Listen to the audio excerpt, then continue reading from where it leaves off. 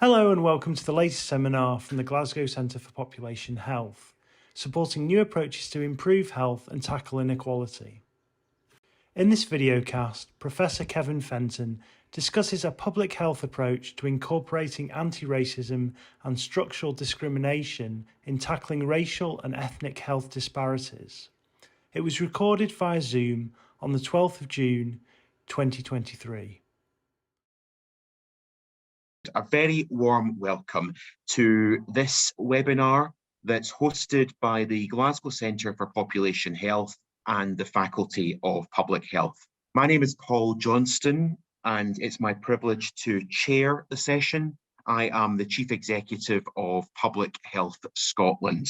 I've been for a few months now, and I was delighted to have this invitation to welcome Professor Kevin Fenton, President of the Faculty of Public Health, who will be giving our keynote address this afternoon, looking at a public health approach to incorporating anti-racism and structural discrimination in tackling racial and ethnic health disparities.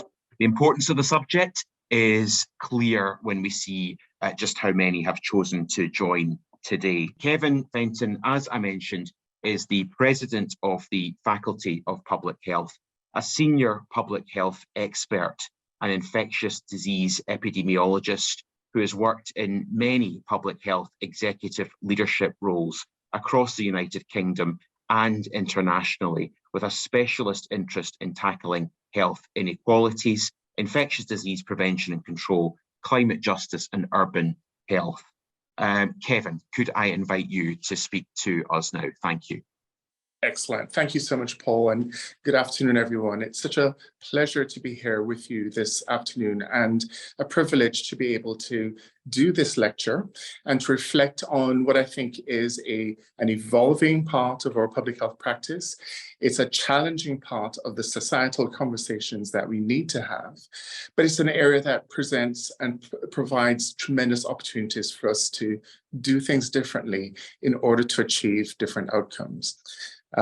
But to set the lecture up this afternoon, what I wanted to do is to cover a few things. First, to begin with a reflection on racism and our evolution of our thinking on racism and structural racism, and why it's important for us to begin incorporating this into our practice as far as tackling racial and ethnic health disparities is concerned. Second, I wanted to use our experience, our collective experience of going through the COVID pandemic, which really shone a light on both pre-existing and exacerbated inequalities, to really think about what are the nature and scale of the inequalities attributable to structural racism and what we might be doing to address them. Third, and finally, what I want to do is to reflect on frameworks that we're currently using here in London, but I know across the country and around the world, in thinking about a much more comprehensive approach to tackling structural racism and how that can be integrated into the work that we're doing across health and care systems, and of course, looking then at the implications for public health practice. And then finally, I'll end with a call to action, one for us all to think about our individual actions in addressing this agenda, but also our collective actions as well. Throughout the course of the lecture today, I'm going to be highlighting the leadership of some of my own heroes in public health, but also heroes in tackling inequalities. And I start with this quote from Martin Luther King, who said that of all the forms of inequality, injustice in healthcare is perhaps the most shocking and inhuman. And it really does focus the hearts and minds about the nature of the challenges that we face when it comes to providing equitable health and care to all in need. But it also highlights that the challenges that we're facing are not new ones. They've existed for decades. And whereas we've made great progress, there are lots of areas where we need to continue to push forward. So I mentioned what I'll be covering today are looking at racism as a public health issue, race and health in the UK. We look at the COVID pandemic, and then we'll focus on anti-racism in public health and health practice. Just to begin then with thinking about our concepts of race and racism. Mara Jones is a professor of public health who is working here in the UK at the moment, but she was previously the president of the American Public Health Association, and she has written and developed programs looking at the impact of racism on health. And I wanted to start with Kamara's definition of racism because I think it's such a comprehensive one, which talks about racism being a system of structuring opportunity and assigning value, which is based on the social interpretation of how one looks. And in this regard, we're talking about using race as the definer of how one looks, looking at differences in our skin color. Now, the ultimate impact of this is that this assigning of value and this association of structuring opportunity results in unfair disadvantages of some individuals and communities, and unfairly advantages other individuals and communities. But most importantly, as a result of this structural racism, it saps the strength of the whole society through the waste of human resources. So in this definition, not only are we speaking about the societal roots of differences and how differences are valued, but we then begin to think about what it actually does in terms of advantage and privilege, and how all of society is at a loss because of the impact of structural racism. So when we look at the literature then goes into thinking about a lot of the definitions of race and racism. And I wanted to just highlight a few things which I think are particularly important for us in our public health practice. The first is that the terms of race and racism are not interchangeable constructs. Each has its own definition, conceptualization, the way we measure it. And in fact, where we look at it in public health research varies across societies. Reminder that race is a social construct. There's no biological basis for the definition per se, but where racism does refer to this social system that reinforces social and racial group inequality and hierarchy. So really it's a social construct which has been used to define hierarchy within the community and to reinforce racial group inequity. Racialization is another key definition, and this is the process through which meaning and value are ascribed to socially determined racial categories. And each racial category occupies a different place within the social hierarchy. And this is really important because where you move, wherever you are in different countries and settings, you may have those hierarchies being different according to the racial groups, the ethnic groups, which are within that society. So racism here in the United Kingdom will have a different flavor given our demographic profile, the history of our society compared to the US or to France or Germany. So it's really important to understand that process of giving meaning and value is a socially prescribed one, and is one that really will determine the social hierarchy and the impact of racism within those societies. As we think about the process of racialization, there's also other core concepts that we need to also put on the table as well. The fact is that racism itself, because it values different types of races over other and systematically disadvantages some races compared to others, it does mean that we have a process where, irrespective of one's socioeconomic status, you will still have the impact of racism manifesting itself. Second, recognizing that racism operates and intersects with other types of disadvantage and discrimination. So whether it's anti-Gypsyism, anti-Semitism, anti-Asian racism, but also intersection with gender, sexual orientation, your migrant status, and disability. So that intersectionality is also important as well. So just a few concepts just to get us started this afternoon on the importance of race and racism and defining these as we proceed. So what we're trying to think about then is how we begin to think about this complex reality and this problem, which sometimes has been described as a wicked problem, and how we begin to use and think about this and integrate it into our practice in public health. In fact, racism now should be considered a fundamental determinant of health, and I'll be going and speaking about why in a couple of slides. But in doing so, it recognizes that this is a structural factor societally determined, which continues to endure and adapt over time. And it's really important because it influences many mechanisms within our societies, which are important for generating and affecting health. So structural racism will influence the funding, the policies, the practices, and the pathways, which ultimately are generating health within society. And the health consequences of living in a racially stratified society are often illustrated by a variety of differential health outcomes or health disparities. And we'll be going through some of these in subsequent slides. So, important to recognize as well that there are different types of racism as well. And here is a definition which we've used, taken from literature from the United States, on 3 different ways of conceptualizing types of racism that societies and individuals may face. There's the internalized racism, which is looking at acceptance by a member of stigmatized races of the negative messages about one's own abilities and intrinsic worth.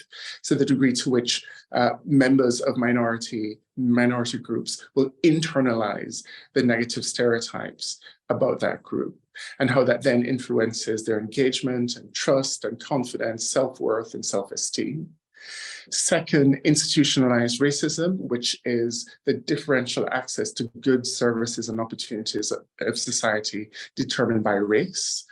And then finally, structural racism, which is the normalization and legitimization of a range of different types of dynamics within a society, which in the case of racism, routinely advantages white individuals while producing cumulative and chronic adverse outcomes for people of color. So in a sense, structural racism embeds and reinforces the various structures, whether it's institutionalized racism, and also results in that impact on the individual as well through internalized racism. So the impact then of racism is felt both at the individual level as well as at the societal level. The experiences of racism results in both chronic discrimination, it results in stress to the individual, it may result in depression and anxiety that really becomes part of the lived experiences of people who are on the receiving end of being in a racist society and dealing with racism. And that is further compounded by the intersection between racism as one form of structural discrimination with other types of structural discrimination as well. So in communities which are racialized and may be experiencing racism, factors such as adverse childhood experiences, adverse adult experiences to racism, it combined with economic disadvantage, community violence in some circumstances, may result in that long-term toxic stress on individuals, resulting in premature morbidity and premature mortality. And this is well defined in the literature in terms of the impact of toxic stress and how that impacts on individuals. At the societal level, we think about structural racism, and I've already defined structural racism in the previous slide, but what I want to do is to go through this in a little bit more detail here. And this is about how societies, through structural racism, will limit opportunities for social, economic, and financial advancement of different groups in society based upon the color of their skin. And this, in turn, results in dynamic interplay between race and social determinants and health to result in different and negative health outcomes. So in other words, racialized communities, which are at the experiencing structural racism, are also likely to have poor access to quality schools. They may have poor access to good paying jobs, lower access to higher incomes, unable to accumulate wealth, and may be living in poor neighborhoods or less well neighborhoods, but also unable to access or navigate the health and care system. So that dynamic interaction between one's experience of racism and how it intersects with other social determinants becomes really important in looking at the variations in health outcomes. And it's also important that, because there's the concentration of power among privileged groups and the devaluation of populations of other groups, that you begin to think about how this can cut across other types of disadvantage as well. So again, in this example, just highlighting the fact that irrespective of socioeconomic status, that Black people in the US continue to experience striking disparities in morbidity as well as mortality.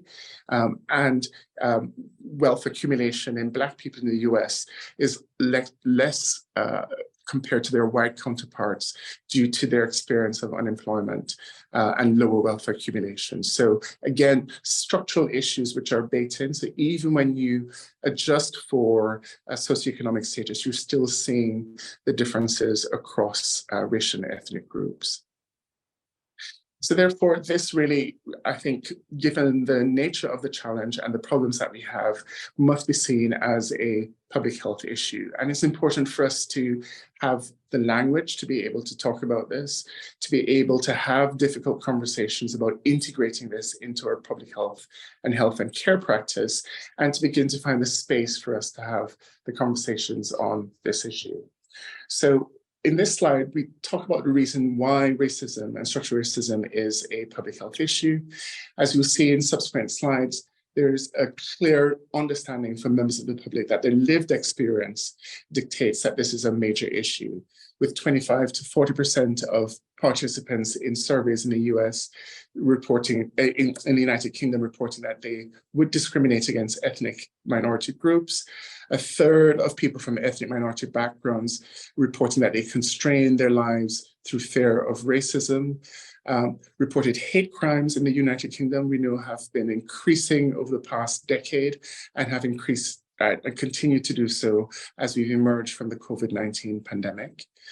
We know that there are substantial disparities between ethnic minority groups and majority groups in housing, education, experience of the criminal justice system.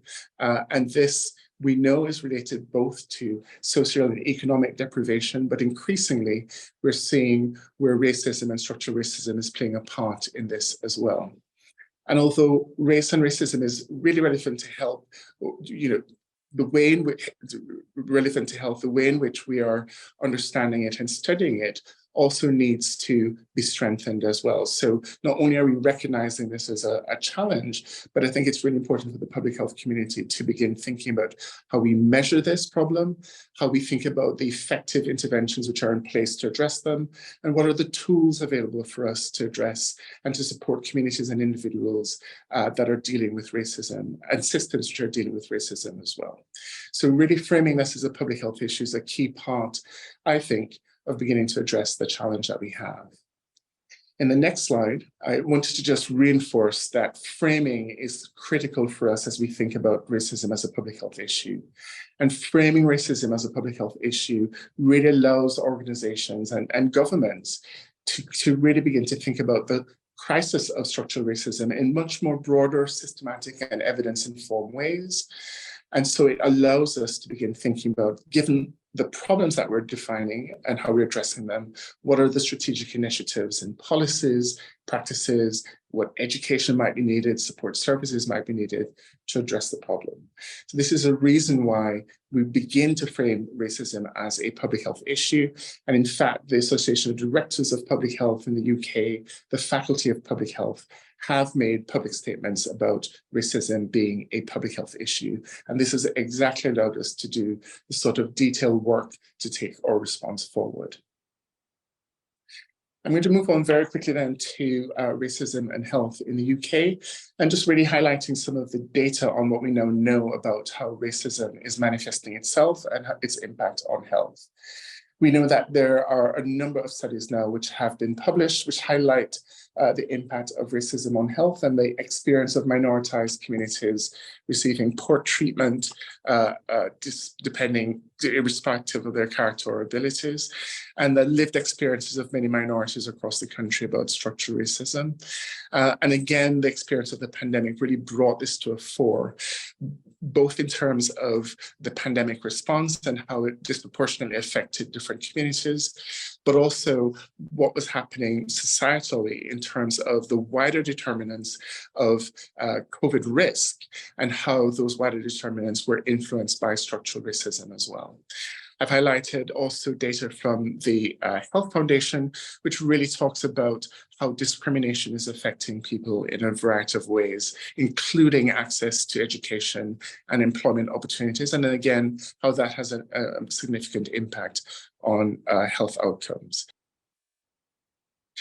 So how does structural racism operate in our health and care system? I think there are a number of pathways which are now becoming absolutely clear in how we can think about structural racism as an impact on health and healthcare. The first is how it limits access and barriers to healthcare. Again, this might be through cultural barriers, linguistic barriers, access barriers, the ability to navigate the systems, the confidence that you and I may have in picking up NHS 111, having a conversation, describing our symptoms, and of course, pushing for access to effective services. That can have a huge impact and difference across community or individuals and communities, which can have a significant impact on ability to access healthcare. We see structural racism playing out in terms of bias in clinical decision-making. For example, we know that this may result in implicit bias in how decisions are made clinically, negative impact on patient care, and it may also influence the kinds of investigations that patients receive. We've seen this in terms of access to pain medication for minorities, where a number of studies have shown that Black minority ethnic communities are less likely to access very powerful pain medications when required compared to their white counterparts.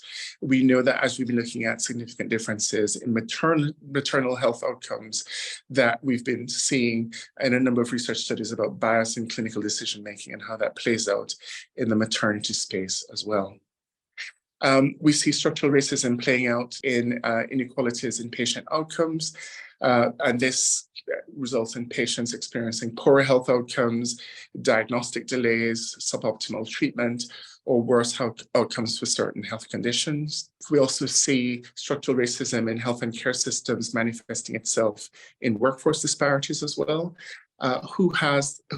Which groups have senior roles and positions within health and care systems, which communities are overrepresented in lower paid and lower status roles, who within your organization is more likely to report bullying, harassment, and discrimination, and which groups within your organization are likely to experience poor health or ill health as a result of their experience in the workplace.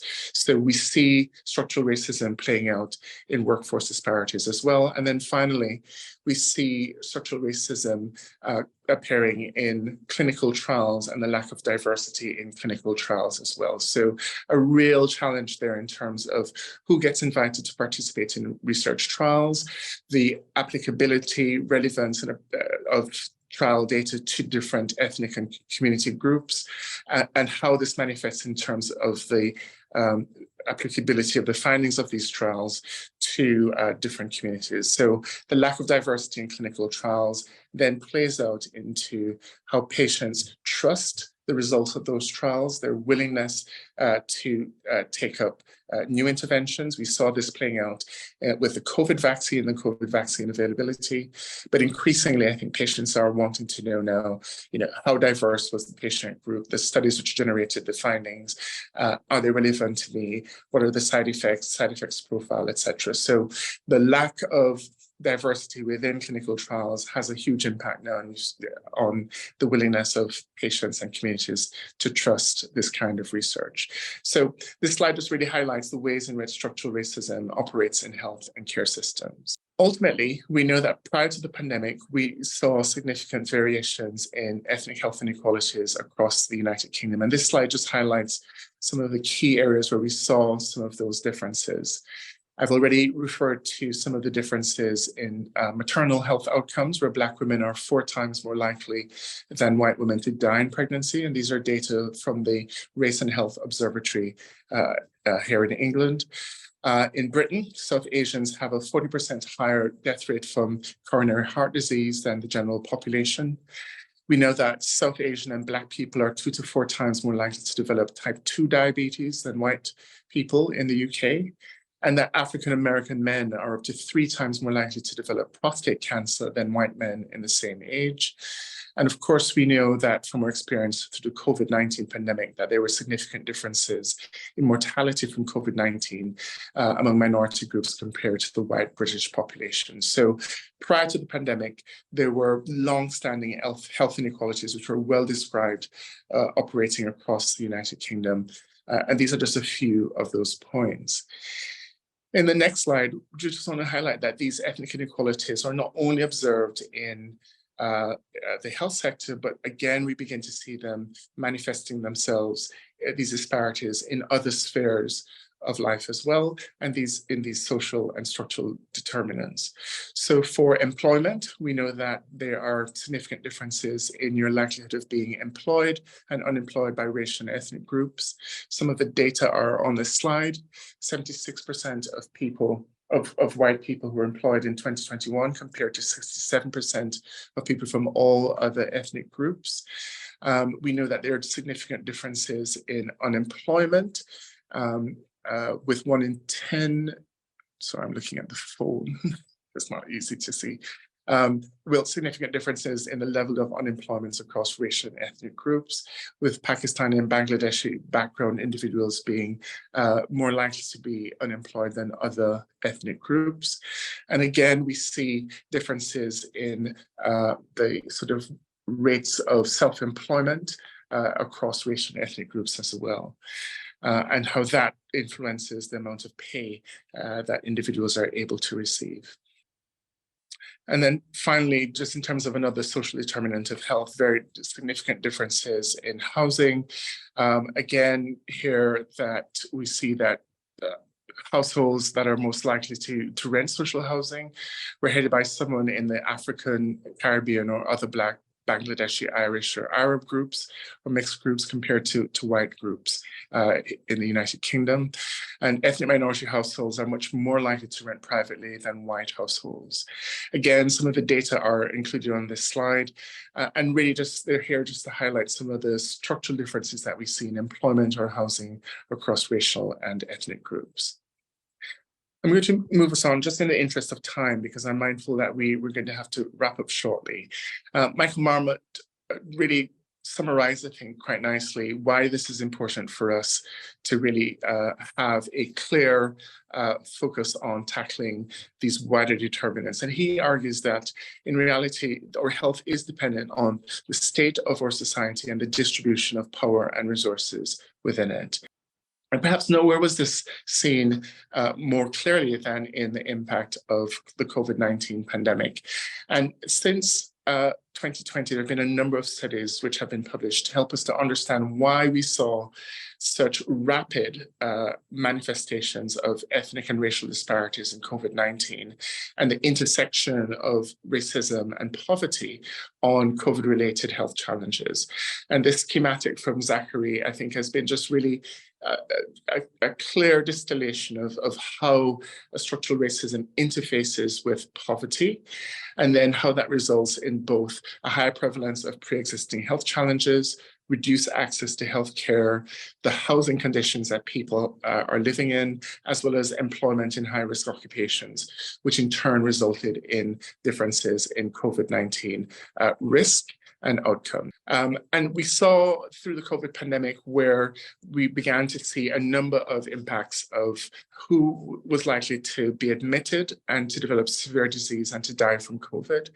So we saw clearly people who lived in overcrowded or multi-generational households, people who worked in jobs with increased risk of coming into contact with individuals who were at high risk of developing COVID, for example, health and care workers, people who resided in poor parts of our cities were far more likely, and dense urban areas were far more likely to develop COVID, to have a higher risk of becoming infected.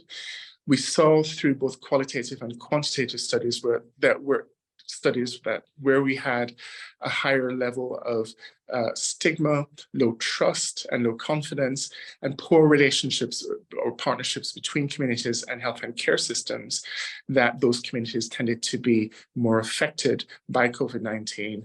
And again, through qualitative studies, the lived experiences of communities that had experienced racism and discrimination were again more likely to have a negative experience going through the pandemic. The next slide just highlights some of the data that we saw in England as it relates to the COVID pandemic, which is well described now.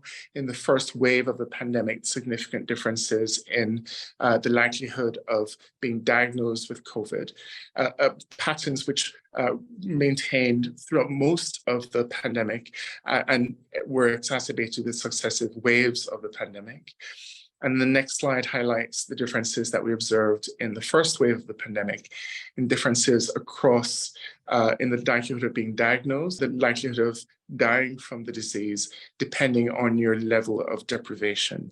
So we saw significant differences. If you lived in more deprived parts of the country, you're much more likely to be diagnosed and to die from COVID. And we saw significant differences between males and females in these data as well. So again, these differences manifested themselves really early in COVID-19 and persisted throughout. And as we went through the pandemic, we saw the persistence of these differences. So even when we looked at data to 2022, and you could look at the excess deaths and mortality from COVID-19, we see that Asian, Blacks, and mixed groups had high levels of rates of registered deaths compared to whites. And the summary of deaths in England are presented on the right-hand side of the chart, just showing you some of the detail around the differences in terms of registered deaths, COVID deaths, and excess deaths by racial and ethnic groups. And again, you see significantly higher levels of registered compared to expected deaths for Asian, Black, and mixed groups compared to white groups in the UK. So in the final part of the talk, I wanted to quickly reflect on how do we take the experience of COVID to fundamentally do things differently in addressing and addressing structural racism in the work that we're doing. There are many lessons from the pandemic, and very happy to, I'm sure this will be discussed in the conversation that we have today, but clearly looking at how we place tackling inequalities at the forefront of our health and care systems is a key lesson from the pandemic. The partnerships which have been built up through the pandemic really enabled us to think differently about how we work together in health and care systems with communities to address and respond to threats, but also to address inequalities as well. We were able to use new kinds of data, integrate different kinds of data, and to be more agile in data to help us to define and evaluate our programs. This might be a true legacy of the pandemic and an opportunity for us to use data differently to understand and to respond to inequalities. And of course, the type of research that was done throughout the pandemic will really provide us with an opportunity to correct some of the imbalances in research and scientific portfolios, both to engage communities more effectively and to include more diversity within trials and studies, but also to do the kinds of research that matter most to communities. And a final lesson from the pandemic has been the work to strengthen our community-centered approaches to tackling health inequalities as well, really building in asset-based approaches to community development in our work. We've done a lot of work in working in the London system to understand systematically what works in tackling structural racism. Again, I won't have time to go through these in any great detail today, but the literature is now developing in terms of interventions that can be delivered both at the individual level, social and community networks, in the healthcare settings and services, and finally, what you can do to intervene through living and working conditions. And this body of evidence is allowing us to think through the range of tools which are in the toolkit that can be used to address and tackle structural racism. So in the next few slides, I'm going to end by discussing a framework for anti-racism in public health and why this is so important. So it's really key that we move beyond simply talking about and defining and naming racism, but being far more proactive in the ways in which we identify, challenge, and change the values and structures and behaviors which are perpetuating racism within our systems. So anti-racism is a really active way of both seeing and being in the world, and being in our systems, and being able to transform and address and respond to racism. The literature is now developing in terms of the range of interventions which are available for anti-racist approaches for individuals and organizations. And in the next slide, I just want to highlight a few components of what anti-racism is and what it might mean. So anti-racism is really about being a much more and taking a much more proactive stance to dealing with and addressing racism. It is about becoming aware of how racism affects lived experiences of people of color within our society. It's about recognizing the systematic nature of racism, the historical and societal foundations of it, how it's manifested in terms of individual attitudes and behaviors, and how it influences the development of policies and practices within institutions. So really being aware of both the experiences of individuals, but also how is racism operating within my organization, within my community, and why is it so, and what might be done. It also calls for a recognition of privilege, and to have that conversation of why some communities are systematically advantaged and others are disadvantaged, and how that advantage may play out, both in terms of supporting the perpetuation of racism, but how to have conversations with communities that are privileged to begin to understand the nature of privilege and to be able to find an opportunity to work and to address that. So that's a key part of anti-racism. Now, in the next slide, there are a number of core principles which are really important for organizations in developing anti-racism stance. I've just highlighted just a few here, just to show some of the key things which have been recommended from the literature, but also other organizations in some of the approaches in becoming an anti-racist organization. Important in integrating that into the stance and values of the organization, a clear leadership approach and leadership narrative and voice on being anti-racist. It's important to have a systematic approach to integrating anti-racism within the organization, so that we're looking at organizations' processes, ways of working, people management policies. It's important to think about visible leadership, as I mentioned, and all levels of the organization, executive, middle management, supervisors, to be signed up to the anti-racism approach and to ensure that the behaviors are aligned. It's about creating safe spaces for the variety and diverse staff and members of your organization, to ensure that employees' voices and the recognition of the challenges that employees may face find a way to be recognized and valued within the organization as well. And it's about ensuring that you're having a clear look at your people management approach from end to end, to look at opportunities for addressing equality, diversity, inclusion, harassment and bullying, creating safe spaces within the organization. So really looking at people management approaches. So again, anti-racism is a more proactive stance for organizations. This gives one framework that you can look at anti-racism through, but there are other frameworks which are available as well. In London, we are implementing, and this will be my final slide, anti-racism across our health and care system. And this framework just shares with you the 5 pillars of that approach. It begins with a strong leadership commitment from health and care leaders in London towards anti-racism.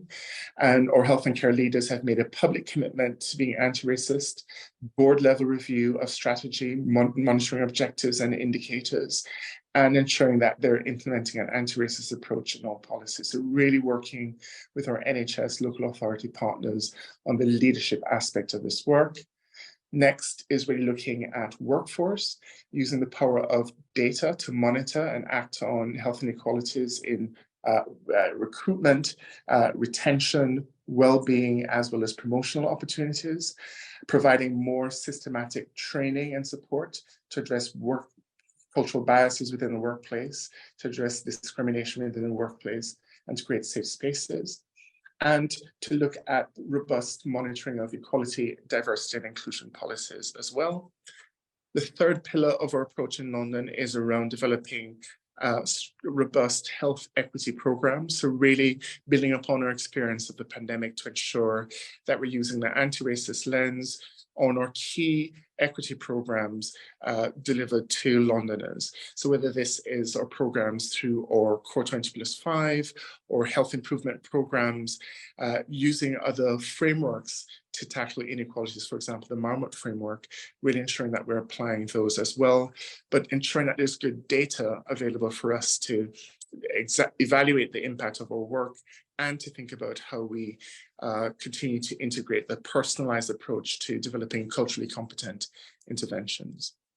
The fourth pillar is focused on leveraging the power of the NHS and local authorities as anchor institutions, and through their ability to commission from the local economy, to employ from the local community, to be a key player in tackling some of the social and structural determinants of health. And by being the largest employers in many communities, they have an ability through their workplace policies, through providing a living wage, through the work and conditions that they provide, to begin to create a safer environment for communities and opportunities for communities to be introduced to the health and care system, and of course to as a key opportunity to getting a well-paid job, a good job in a great environment. So really thinking about the role as anchor institutions.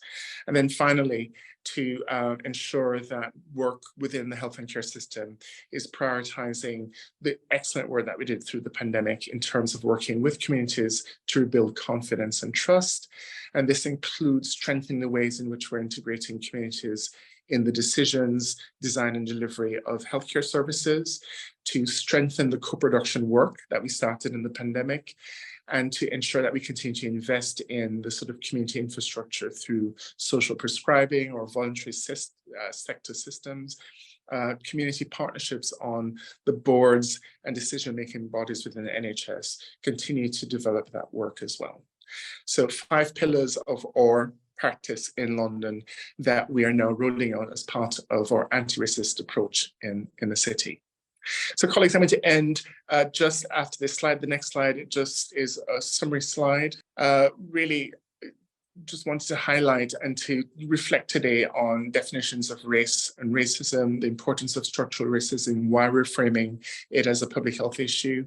Wanted to use our experience of COVID to highlight both how racism operates and how it can manifest itself, both in terms of the models of how it impacts the health and care system. And we looked at COVID as an example of where that was really exacerbated and exemplified. And then I wanted to end by just sharing with you a framework for thinking through implementing anti-racist approaches within health and care systems and the role that public health practitioners will play in that. My final slide is a call to our action, which I promised that I'd do. And this is what I'm asking for all of you today. The first is that we say it, that we begin to name racism, to say the word actually out loud, to be able to describe it and to understand why it's a public health issue and why it's important for us to be addressing it. So your work and your leadership as health and care leaders to create the spaces for us to say this are critically important. Second, I'm asking you to see it. To ask how might racism be operating here, whether you're working in a small or large setting, the ways in which you're able to support colleagues and work with others to understand the power dynamics, the advantage, the privilege, the disadvantages that different groups within your organization may be facing. And then finally, to act on it. And that's the third ask that I have for you today, which is to, whether individually or as organizations, to commit to using your individual power to doing things differently, and where appropriate, to use your collective action to inform, support, and protect everyone that you're caring for, but in your organization that you have the privilege of working with as well. So say it, see it, and act on it. A call to action for you all today. Michelle Obama is my final hero, and she has a quote that says, you see our glorious diversity and our diversity of faiths and colors and creeds. It's not a threat to who we are. It makes us who we are. And I think it's such a wonderful way to pull this together. It's so important that we work together to address this. It's so important that we find the honesty to have these difficult conversations. And it's so important that we work together to create a better future for us all. Paul, thank you so much. I hope that was clear and that the technology didn't fail me, but I look forward to the discussion today.